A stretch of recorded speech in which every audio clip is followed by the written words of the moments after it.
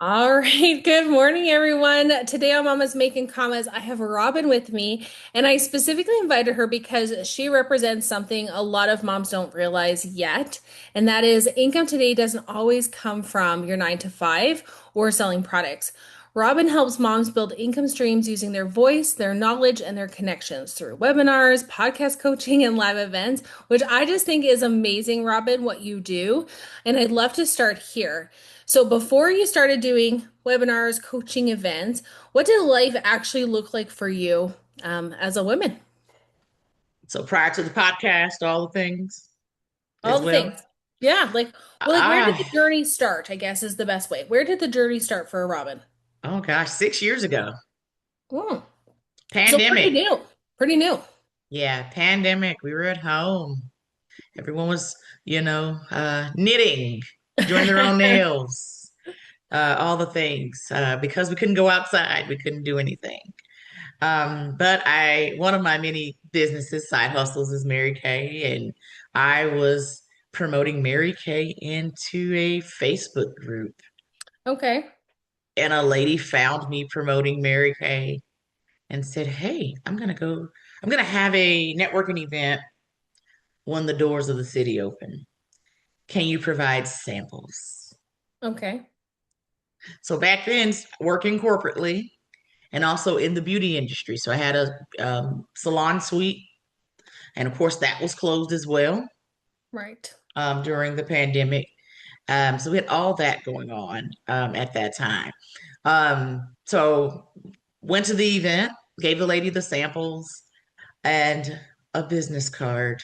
Mine was chosen for a free spot to go onto a podcast to talk about my business. I Hmm. won. Okay, so And it just sparked curiosity of podcasts. Like, was that your first no, episode or no? Okay. no, it was I won. And I was like, sure, I'll go talk to people. First podcast ever. Never done one. So I go, I do the show. And she was like, well, you can stay on after your spotlight. Chime in where you want to. Okay, sure.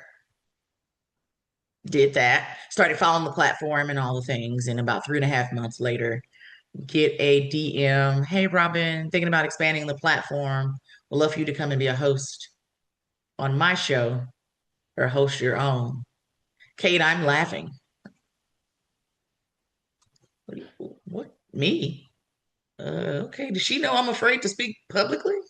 What? You do not seem like a person who's afraid to speak publicly. Today, I'm not. Not today. Okay. Then So I you've evolved. was. Perfect. I love Yeah. that. Growth. Okay. Yeah. So April will be 5 years since the show has began. Okay. All right. So what made you land on Mamapreneur? Like what was the concept behind Mamapreneur? Was it right out of the gate, Mamapreneur, or did it evolve there as well? Mamapreneur was a 3:30 in the morning wake up out of sleep idea. Some of my craziest ideas come between 3 and 4 a.m. I like to call it the God two finger tap. I don't know what it's about, and it's a wake up call, and I have to put it in my phone, whatever that is. That wasn't the first idea. My salon was an idea, 3 o'clock in the morning, other things. But the name came at that time because I told her to give me a minute, let me pray on it, let me think about it. I have no idea. And then I thought about it. I'm like, well, in the pandemic, a lot of women businesses were formed during that Hmm. time. So I was like, all right, well, for me to pay it forward to those ladies, let me help them get some access, some exposure. Let's market their brands. You see a lot of podcasts today. Some are guest focused and some are not. And so when it comes to business, they only kind of not much marketing behind it, the businesses that come on. So I Hmm. intentionally market the businesses, the women businesses that come onto the show intentionally. Yeah. Oh, I love that. And so when you think about, originally, like from my heart or from my perspective, you really started from a servant heart perspective, like to help other people. Um, Absolutely. and so I think, as we think about moms running a business, they always think like, okay, I have an idea. Now I need a logo. I need a big following. Like, where did you actually start, as you launched with that lady as a host, like what were your steps like?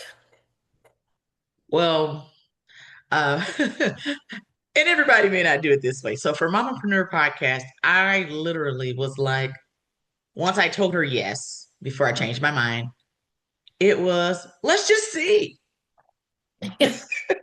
Literally, let's just see how this goes. So April 8th, 2021, the show launched. Then I started getting feedback. People were enjoying it. People were telling people, hey, this is a podcast you should be a part of. Hmm. So by the end of 2021, I was like, okay, there's traction. People are liking it. People are watching. I'm a numbers girl. Let's go to the analytics to see that people were tuning in, things like that. All right, well, 2022, I was like, well, we're going to brand this baby. Hmm. Then that's where the logo, brand colors, all the things came into play. Oh, we're going to build a community around it, all the things. And so my Facebook group launched January 2022, Mamapreneur Tribe. Then built a community, started hosting events through that. And the list goes on. Hmm. So I wanted to make sure, I knew who I was talking to, Hmm. that it's actually reaching people and then not just reaching everybody, but reaching the people that it needed to reach Hmm. for the show. So, of course, it's spotlighting women owned businesses from all over the world, providing global exposure to their businesses while building community. So, it's not just, hey, come on the show. Need to feel Hmm. slack. Hey, come on. Right. So, Yeah. I think, you talked about the 3:30. Mine was like, I think 5:30 or 6 in the morning where my don't know what that's mamas about. making Yeah. commas. And, it's evolved over time too. But I think, there is this shift where it's like like you said, you can fill slots. There is no shortage of people that want to be guests on podcasts, but really being focused and intentional of who, and then how you monetize it, is kind of like that expansion of your brand with your webinars and your coaching and your events, etc. So, like, take me back to like that shift where now it went from servant heart, give back with the show itself to monetizing it as a different income stream. 2022. That's when I started adding additional services. So my show is a service because I'm marketing people's brands for them and promoting them on the show and all the things.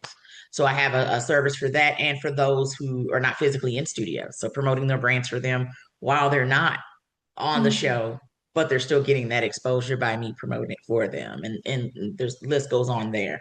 Then I started having events, the webinars, the in-person events. I host events monthly. I just had one on Sunday. I had a nice Galentine's event. It was amazing, um, bringing people together. And the big why behind that is 6 years ago, walked into a room, knew no one, got a Right. podcast opportunity out of it. So why not do that for others in the Mhm. process and build that community? Because we all need that network, and we're not supposed to do life alone, let alone business. And so why not have build that space for people to come together? And I've seen the connections and the collaborations flow, even people being more comfortable with speaking about their business without kind of fumbling the words or lack of confidence. Right. Yeah. Right. And so what is a typical, because I mean you have a corporate job, you have your podcast and your events and all these things. Like, how do you do it all? Like, I'd love to know and what is a and to typical add week a like for you? nonprofit on top of it. So yes, And a which was most nonprofit, yes, recently. absolutely. So like how do you structure your time? Like, what does a typical day or a week look like for you? Number one, if it's not in this phone, we don't know about it. Okay. My friend cracks a joke. You should teach a class on time management. You're great at it. I am. With the exception of going to the gym. Now we just got to slide that in there more consistently. But that's another story. That's another conversation for another day. Um, I learned very early years ago in Mary Kay about the six most important things to do list. I do kind of five, just because I also am raising a child. He's 16 as well with his schedule, itinerary, all the things. Writing out those top things you need to kind of knock out the next day. So when Mm, you wake up, you're not waking up frantic, like, oh my God, I gotta go here, I gotta go there, I need to do this, I need to do that. Oh my God, when am I gonna do it? It's already written down. You look at your calendar the night before, kind of, all right, these are the things I'm gonna focus on because motherhood, entrepreneurship, all the things, it could be a lot. And if you don't plan it well, you will be stressed out. Pull mm. Kate wouldn't have any hair if Kate didn't, have a plan in mind, It's true. It's true. Yeah. And So time management is key. yeah. Do you carve in time too to like rest and relax? Yeah. I know. I was doing a post about that yesterday and it was amazing how many of us feel guilty for sitting and doing nothing, and I'm like, no, like I've learned and I've worked really hard at learning how to take a break. Yesterday was family day here in Canada in our province. And so, I literally took the day and I went skiing with my daughter and I came home and I had this long list of like, it would be so nice if I could do X, Y, and Z. I was like, no, all of that can wait till tomorrow. Like today is a Absolutely. day of rest, and I just relaxed, And it was like, and my husband's like, "What did you do?" I'm like, "Well, I went skiing and I came home and I did nothing, and it was glorious." In And that they, order. they think nothing of going to a hockey game all day and coming home and doing nothing. But sometimes there's that mental load as women that we're like, okay, but we got to make sure this and this and this, and I think it's important to rest. And so I just want to, say like I'm assuming you do like carve that in consistently the same day a week or It how does that just work? it depends. And then I'm really good for so I love a good time block.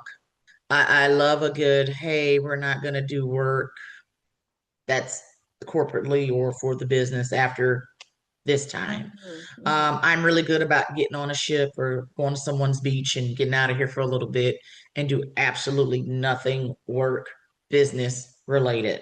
Mm. Um, I'm learning now. So my most recently, I can be honest and talk about myself really quickly. Yeah. About now cutting off the time to get off the laptop. Mm.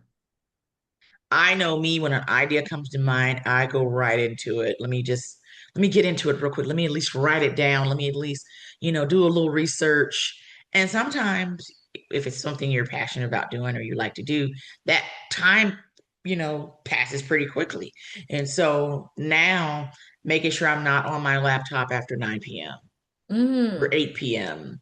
Not necessarily just working, but to shut down. So now learning what a sleep routine is. I've never had to really just work through a sleep routine. Normally I can just, whenever I'm sleepy, I, turn everything off and I can close my eyes and normally I can go right to sleep. As a business owner, sometimes that's kind of tricky Yeah. because our minds are always going. We're always thinking of something. Something comes to mind. All right, you can be in bed about to be asleep. You're like, you know what? That'd be a great idea for X. Let me just and Yeah. then you're back up again. Yeah. Yeah. I know. And I think it's hard because, I can think back to before, money stress and like keeping awake because of money stress. Now, like sometimes it's keeping awake because, okay, business ideas or I forgot to do this today. Okay, I got to make sure tomorrow I do this, etc. And so, there is a shift. And as you can say, as you shared, over the 6 years, you've had some shifts to where you are today, and multiple income streams. So how do you balance where you spend your time on your income streams? Like, is it based on what one pays you the most? Is it which one you have to? Like, how do you balance your time also based on, your income streams and your different ventures? Well, cool thing about me, I'm naturally a planner. That's just what we do. Mm, So, last year I set up time, and then this is every year, where a lot of stuff I do, it has to be planned or dates have to be put to it in advance. So, like events per se, I always write out kind of how I want the year, the prior year. So mm, whatever that looks like. So there's certain events I do annually. So I already know those items I'm gonna have to plan for that particular event around X time. So that kind of stuff is already there on the calendar. It's ready to go. So I know how to allocate the time to really connect to it. For Mm, my nonprofit, good example, I say maybe an hour. Mamapreneur, it's so different. It varies mm, because the show, of course, is a live show. Um, so that's automatically an allocated time. right. It's Yeah. just, and then I have a calendar. So if you don't have a calendar, you should get one You should because get it's one. very helpful. It is. So it varies. And then again, you mentioned earlier about just having that time to do nothing. Do I have certain dates? I don't have Mhm. certain dates, but if there's a day I know, hey, we're not going to go anywhere, I'm not going to do anything, or hey, this is like you just mentioned, family time. Hey, I'm going to take the kid. We're going to go. Um, I'm in Texas. Our place is a wing place called Pluckers. All right, we're going to Pluckers today, Yeah. and I have that time with the kiddo, and we go and laugh and chat. And if there's a basketball game, there's normally sports on, and we'll watch Hey. sports or laugh or whatever, and get to have Yeah. that quality time with him. Yeah. I love that. I think it's important, right? And it's not like I want to, some people, I just remember somebody saying, like, Kate, you work so hard. Don't forget to rest and take time. And it's like, I do everything for my kids, Right. everything for my kids. And I said, I don't know if it's about the quantity as much as it is the quality. So when I'm with my Hmm. kids, I'll put my phone away. I will focus on them. I will listen to them. Like, I'll be present in the moment. Yeah. But they also understand money doesn't grow on trees and you have to work for it. And so Absolutely. but it's also this transition that I've had of like when you're at networking events to put yourself out there and to, Hmm. actually connect with people. And so how do you, I'm sure because of your evolution with your coaching, like, what tips do you have for somebody who is maybe a bit more reserved or shy or awkward in those networking moments? Like, do you have any Hmm. tips for them in particular? Absolutely. As a person who hosts them monthly, Yeah. so my event Sunday was a networking event, even though it was Galentine, but I Hmm. opened it up for networking within all of that. And I talked about that. So you can be the most introverted person in the room. Always have a goal in mind on how many people you kind of want to interact with. Hmm. Um, have a goal in mind on how many networking events you want to attend in person. There are so many virtual communities today where you can network virtually. If that is more your comfort zone, which we like to get out of it, but to start, look into different communities Mm. that you can network virtually. Um, Kind of how Kate and I are talking right now. Hey, we talked prior how we connected through networking. Here Hmm. we are today. Now we're on each other's platforms. Yeah. So, virtual networking, in person networking, at least twice a month. While you're Mm. in the room, have your 30 to 60-second pitch. Even if you're the most shy, I tell people with your business, people want confidence. So, who you are, who you serve, what results can they get by working with you? Mm. 30 to 60 seconds. Because Boom. when you're passionate by what you do, the nerves go away. Right. Most folks I run into at networking events, I'm the person to go up to the most introverted person in the room. If you're on your phone, that happened at my event Sunday. If you're like this, you're the person I'm going to talk to. Hey, how's it going?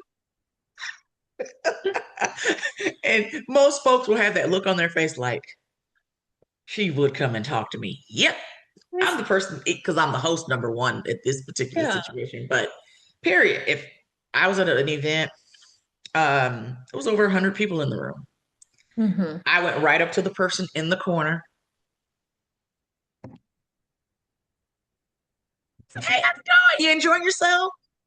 What's your name? I'm Robin.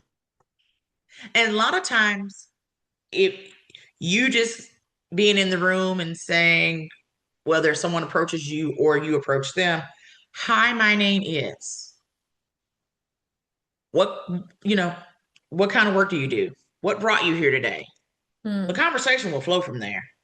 Yeah. So it is just getting in the room. My biggest saying I say to my community is true connection happens when you're in the room. The opportunities that come from being in the room, they're not going to always knock on your door at home. Yeah. Yeah.